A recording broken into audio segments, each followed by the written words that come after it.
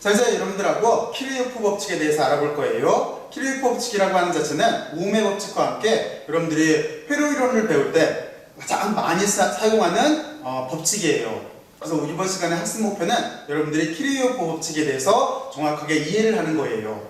자, 근데 키르요프 법칙은 크게 보면은 두 가지 법칙으로 이루어져 있어요. 하나는 여기 보면은 전류에 관계되는 거고, 하나는 전류에 관계되는 거, 하나는 그리고 전압에 관계되는 법칙이에요. 전압에 관계되는 법칙. 그래서 일반적으로 얘기를 할 때 이쪽을 키르호프 커런트 로라고 해서 KCL도 이렇게 쓰기도 하고, 이쪽 전압 법칙을 키르호프 볼테지 로라고 해서 KVL 이렇게 쓰기도 해요.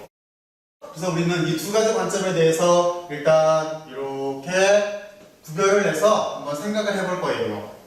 자, 그러면 키르호프, 그리고 또 하나 키르호프 법칙은 다른 말로 정션룰이라고도 해요. 분기점 또는 교차점 규칙이라고도 해요. 분기점 또는 교차점 규칙이라고도 해요. 그래서 얘를 정션룰이라고도 해요.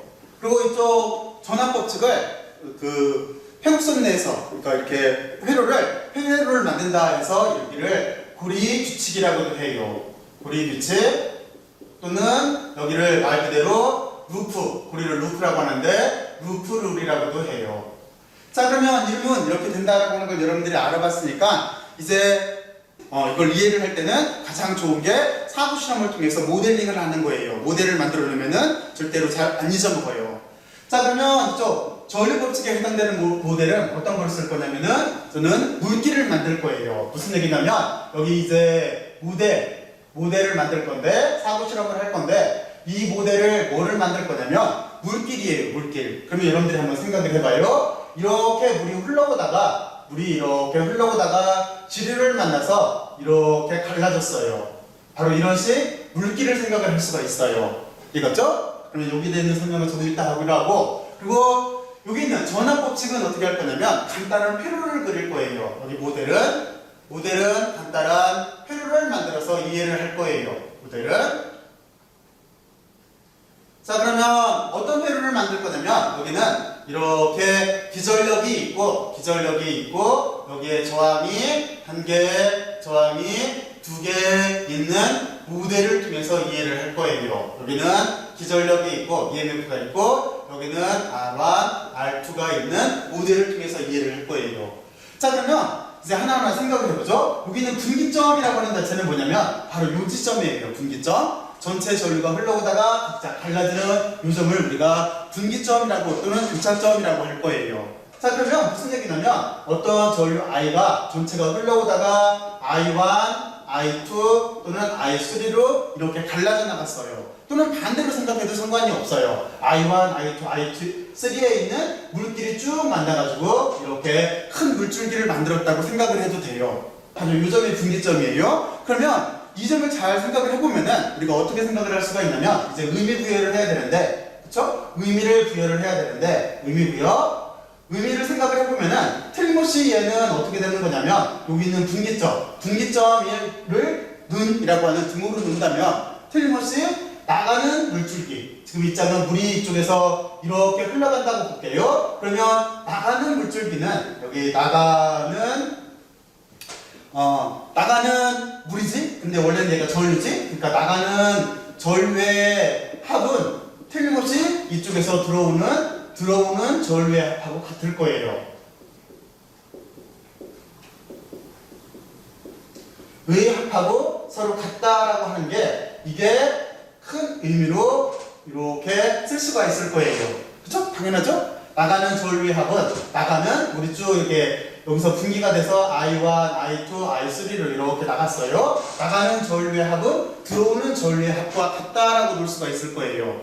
자, 그러면 이쪽은 어떻게 되냐면 틀림없이 에너지가 R1, R2를 통과하면서 열이나 빛으로 소모됐어요. 그렇죠? 열이나 빛으로 소모됐어요. 에너지의 소모의 합, 그쪽은 소모를 뜻해요. 에너지가 소모됐어요. 그리고 이쪽은 전하 입장에서 봤을 때 이쪽은 에너지가 통과하면서 전류가 통과하면서 에너지가 소모했어요. 그런데 이쪽은 전류가 쭉 오다 보면은 건전지를 통과하면서 에너지가 상승을 했어요. 상승하, 그리고 이쪽은 에너지 소모하. 그러니까 에너지가 소모된 거나 에너지가 상승한 거나 서로 같다라고 보는 게 전하의 입장에서 이게 하나의 모델이 될 거예요. 이렇게 해석을 할 수가 있을 거예요.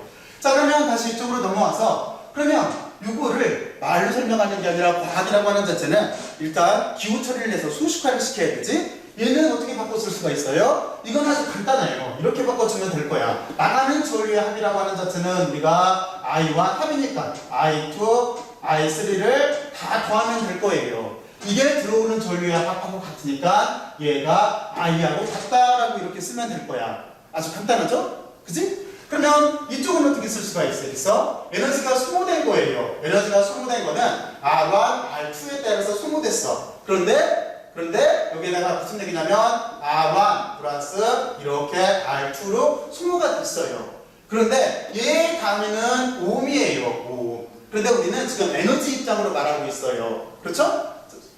그러니까 전위 입장으로 얘기를 하고 있는 거예요. 그러면 여기다가 뭐를 곱해주면 되겠어? ohm의 법칙에서 I를 이렇게 곱해주면 돼요. 지금 이 직렬 연결이기 때문에 I는 같으니까 이렇게 연결해주면은 단위가 여기가 볼트로 바뀌어요. 그러면 이쪽은 기전력이 있으니까 기전력 자체는 단위가 이렇게 볼트겠지? 볼트니까 우리가 이렇게 단위를 맞춰서 전체 소모된 에너지는 전체 상승한 에너지하고 같다라고 이렇게 식을 쓸 수가 있을 거예요.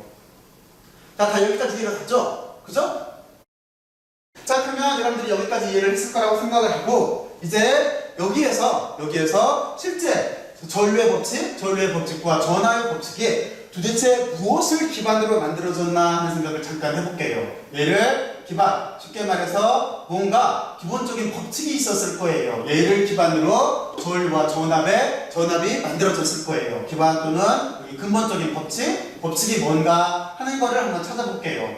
자, 그러면 이 얘기는 무슨 얘기냐면 나가는 전류의 합과 들어오는 전류의 합이 같다라고 하는 자체는 이거는 뭐냐면 전하 입장에서 본다면 전하는 생성되지도 않고 생성 또는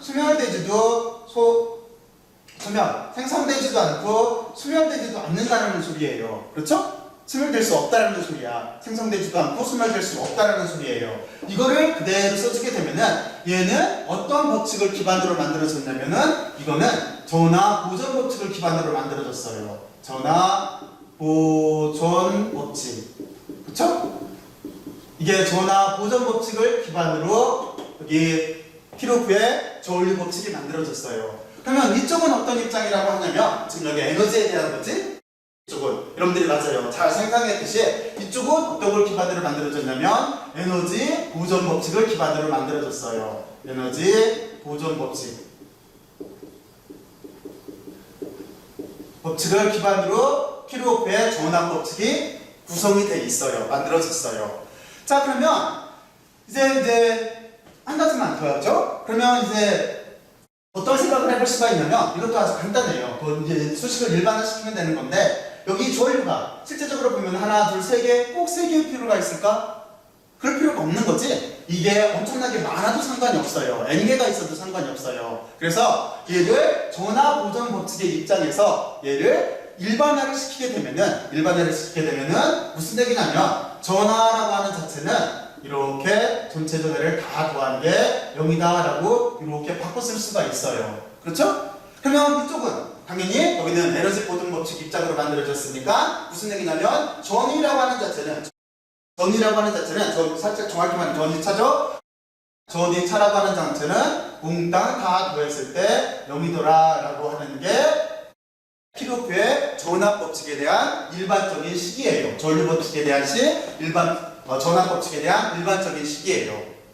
자, 그러면 여러분들이 기본적인 모델을 통해서 이렇게 두 개의 모델을 통해서 키로프의 전류 법칙과 전압 법칙을 알아봤고 그 근본적인 원인이 전압 보존 법칙과 에너지 보존 법칙에 있다라고 하는 거를 여러분들이 잘 이해를 했을 거라고 봐요. 자, 그러면 여기까지 수고했고 이제 또 하나 뭐를 해봐야 되겠어? 맞아요. 여러분들이 하나 더 추가적으로 더 개념을 확대시켜봐야 되겠지? 그래서 여러분들이 자 지금부터 생각을 해봐요. 어떤 생각을 해보냐면은 만약에 저항이 이렇게 분배되어 있다라고 했을 때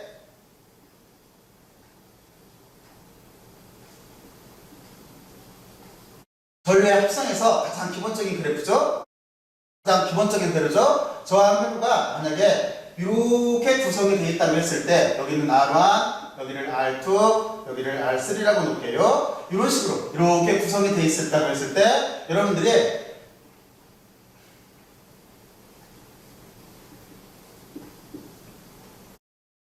아이디어를 한번 적어보세요. 이렇게 됐다고 했을 때 무슨 아이디어냐면 여러분들이 여기에다가 키르기호프 법칙을 지금 배운 키르기호프 법칙